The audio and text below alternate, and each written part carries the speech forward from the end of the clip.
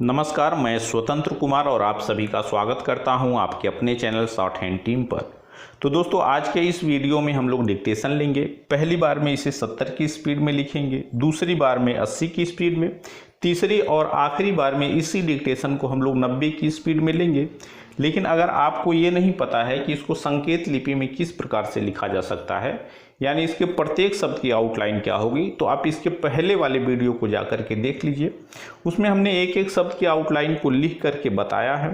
अगर आपको इसके पीडीएफ की ज़रूरत है तो आप हमारे टेलीग्राम ग्रुप को ज्वाइन कर लें, लिंक आपको डिस्क्रिप्शन बॉक्स में मिल जाएगा। 70 की स्पीड में आपका डिक्टेशन स्टार्ट होगा 5 सेकंड के बाद। तब तक के लिए आप रेडी रहें।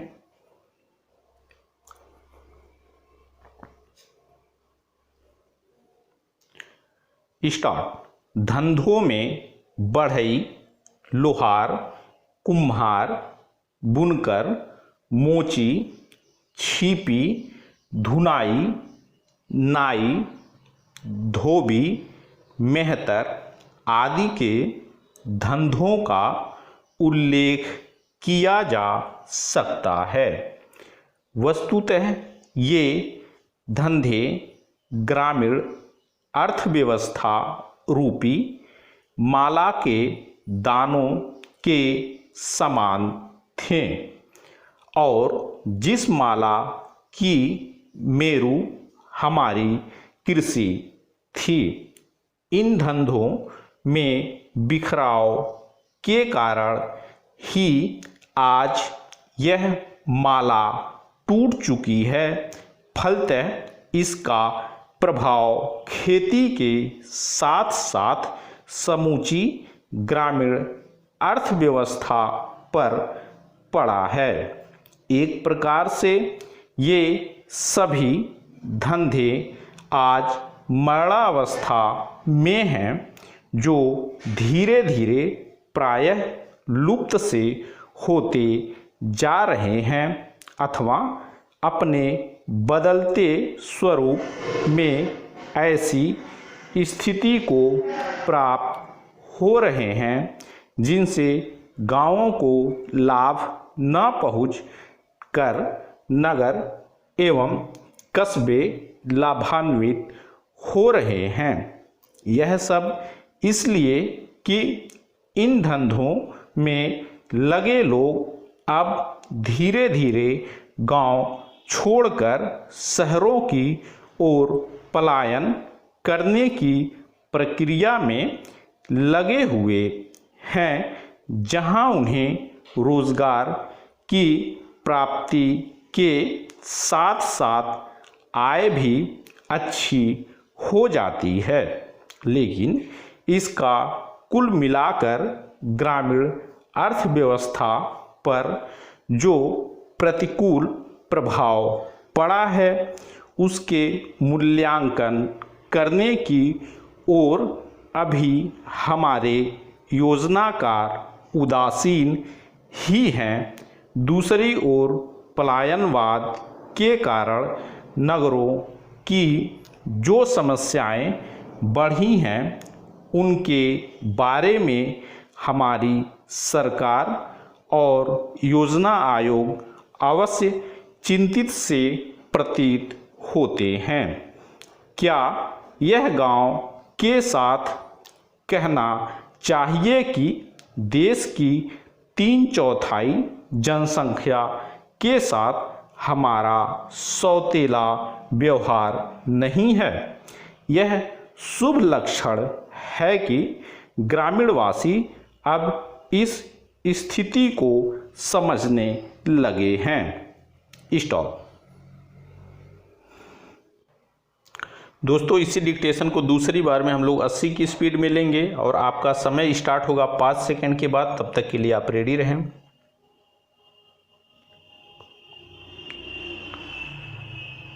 स्टार्ट।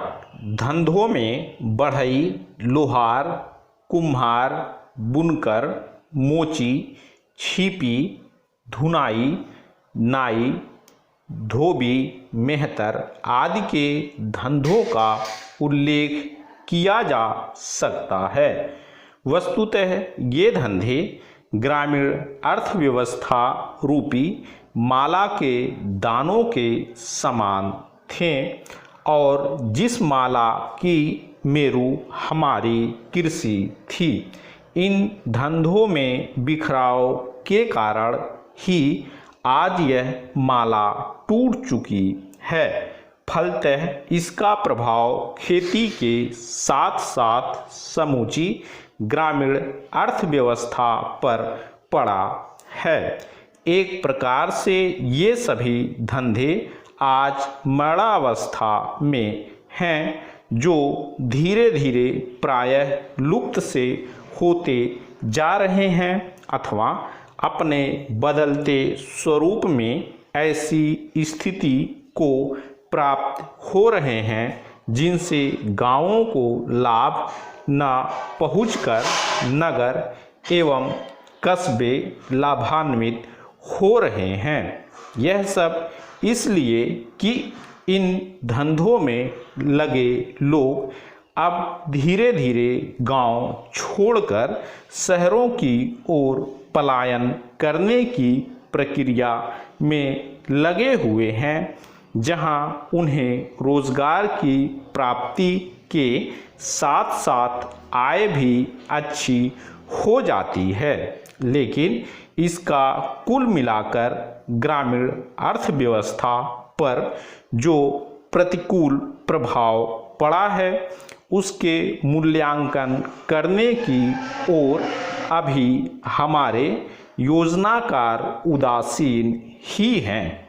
दूसरी ओर पलायनवाद के कारण नगरों की जो समस्याएं बढ़ी हैं उनके बारे में हमारी सरकार और योजना आयोग अवश्य चिंतित से प्रतीत होते हैं। क्या यह गांव के साथ कहना चाहिए कि देश की 3/4 जनसंख्या के साथ हमारा सौतेला व्यवहार नहीं है? यह शुभ लक्षण है कि ग्रामीणवासी अब इस स्थिति को समझने लगे हैं। स्टॉप। दोस्तों, इसी डिक्टेशन को आखिरी बार में हम लोग 90 की स्पीड में लेंगे और आपका समय स्टार्ट होगा 5 सेकंड के बाद। तब तक के लिए आप रेडी रहें। स्टार्ट। धंधों में बढ़ई, लोहार, कुम्हार, बुनकर, मोची, छिपी, धुनाई, नाई, धोबी, मेहतर आदि के धंधों का उल्लेख किया जा सकता है। वस्तुतः ये धंधे ग्रामीण अर्थव्यवस्था रूपी माला के दानों के समान थे और जिस माला की मेरु हमारी कृषि थी, इन धंधों में बिखराव के कारण ही आज यह माला टूट चुकी है। फलतः इसका प्रभाव खेती के साथ साथ समूची ग्रामीण अर्थव्यवस्था पर पड़ा है। एक प्रकार से ये सभी धंधे आज मरणावस्था में हैं, जो धीरे धीरे प्रायः लुप्त से होते जा रहे हैं अथवा अपने बदलते स्वरूप में ऐसी स्थिति को प्राप्त हो रहे हैं जिनसे गांवों को लाभ न पहुंचकर नगर एवं कस्बे लाभान्वित हो रहे हैं। यह सब इसलिए कि इन धंधों में लगे लोग अब धीरे धीरे गांवों छोड़कर शहरों की ओर पलायन करने की प्रक्रिया में लगे हुए हैं, जहां उन्हें रोजगार की प्राप्ति के साथ साथ आय भी अच्छी हो जाती है। लेकिन इसका कुल मिलाकर ग्रामीण अर्थव्यवस्था पर जो प्रतिकूल प्रभाव पड़ा है उसके मूल्यांकन करने की ओर अभी हमारे योजनाकार उदासीन ही हैं। दूसरी ओर पलायनवाद के कारण नगरों की जो समस्याएं बढ़ी हैं उनके बारे में हमारी सरकार और योजना आयोग अवश्य चिंतित से प्रतीत होते हैं। क्या यह गांव के साथ कहना चाहिए कि देश की 3/4 जनसंख्या के साथ हमारा सौतेला व्यवहार नहीं है? यह शुभ लक्षण है कि ग्रामीणवासी अब इस स्थिति को समझने लगे हैं। स्टॉप।